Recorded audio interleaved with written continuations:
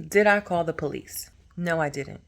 Neither did my husband, not his friend, and definitely not the girl. And listen, I understand why so many are focused on that part of the story. Why didn't I report it? Why didn't I make sure the guilty got caught? Why not do more to make sure this doesn't happen to anyone else? But here's my truth. That night, I wasn't even being believed. I wasn't being believed.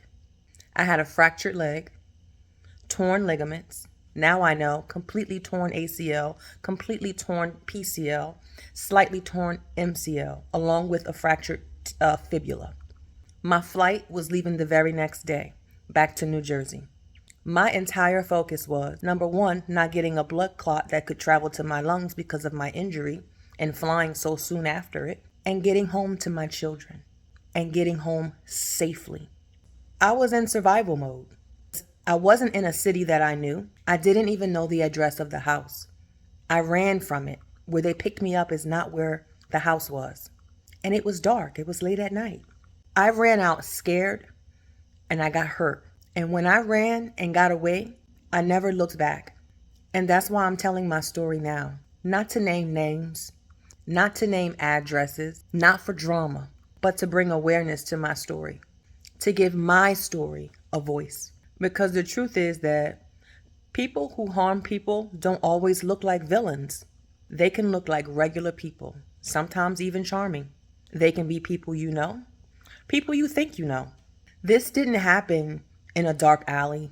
This didn't happen with some stranger I just met on the street. This happened with me attending a party for a friend that my husband knew for 22 years, with a girl that was his girl. Someone I thought he trusted, so I trusted. So no, I didn't call the police.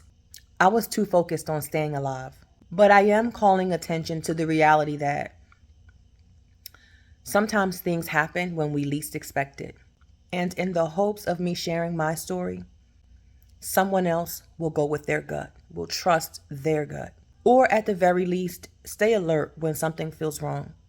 Wherever you go, whether it's Orlando or anywhere else, stay vigilant. The location doesn't matter. Stay vigilant everywhere you go. Pretend Orlando is everywhere. It's not a specific neighborhood. It's not a specific person. It's everywhere. This is not for you to be paranoid. It's for you to be aware. You never know who is watching you and for what purpose they're watching you for. You also never know how quickly things can change. And if you find yourself saying, not me, I would have. No way I would have done that. Please, why would you do that? That was dumb. Rethink those statements. Rethink those statements. Because you never know. You truly never know what could happen. I'm not here for pity. I'm here for purpose. And I know my story will help others. That is the only reason I chose to share. And that's just something to think about. God bless.